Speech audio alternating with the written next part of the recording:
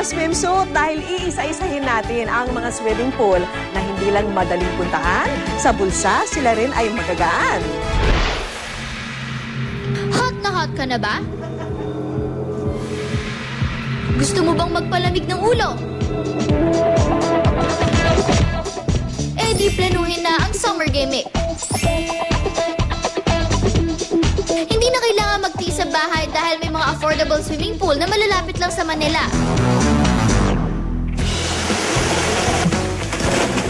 Gaya ng resort na to sa San Roque, Antipolo. First in the Philippines daw ang kanilang storm wave pool. May mga along gawa ng isang higanting bola. Kapag nagsimula na itong gumalaw at tumalbog, humanda na sa mga malalaking alon. Hanggang level 4 daw umaabot ang waves. Kaya to the max din ang pag-enjoy ng buong pamilya. Bali, enjoy po siya sa mga naliligo ngayong summer po. Bukod sa swimming, pwede rin gawing workout dito ang dancing. Introducing the Indoor Disco Pool. Kung saan mapapainda ka sa masisiglang sounds. Perfect sa buong barkada. Birthday ko po kasi ngayon. And dito lang po yung magandang location para i-celebrate ang birthday ko. Dito sa loob, parang talaga sa disco bar talaga. May lights, may sounds. Para sa mga chikiting, andyan ang kiddie attraction na turtle pool. Para naman sa serious swimmers, nariyan ang athlete pool. Lahat ng yan abot kaya sa entrance fee na 160 pesos para sa adults at 130 pesos naman para sa mga batang below 4 feet ang height.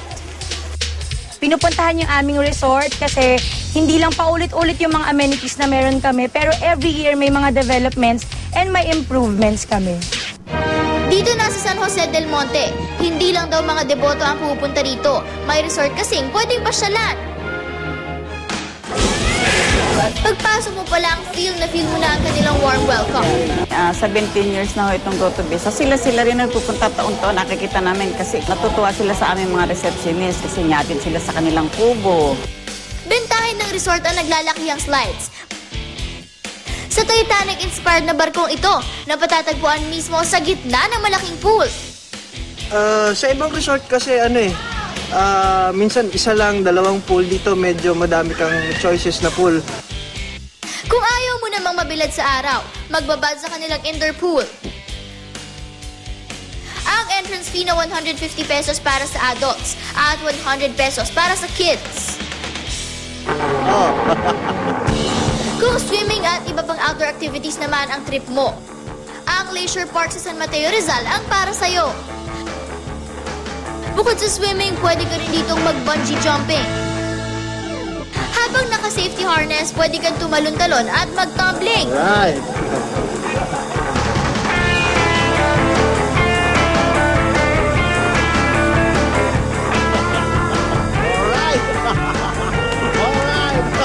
Masarap po lumipad kasi para kang si Superman. Unang reaction nila is yung natatakot sila.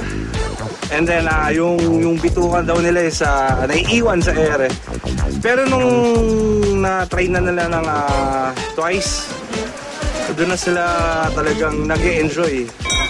Sa halagang 40 pesos naman, siguradong maaaliw ang mga chikiting sa pagsakay ng mini kiddie train na umiikot sa buong resort. Masarap naman pakiramdam. Parang nakasakay ng totoong train. O kung talaga nagtitipid, nandyan ang libreng playground. Meron din ditong libreng basketball court para sa mga gustong magpapawis. Sulit ang 150 pesos na entrance fee for adults at 140 pesos naman for kids. Kaya kung gusto magpalamig ngayong tag-init, tandaan hindi kayo mauubusan ng mga summer gimikan na madaling puntahan. At sa bulsa ay magaan.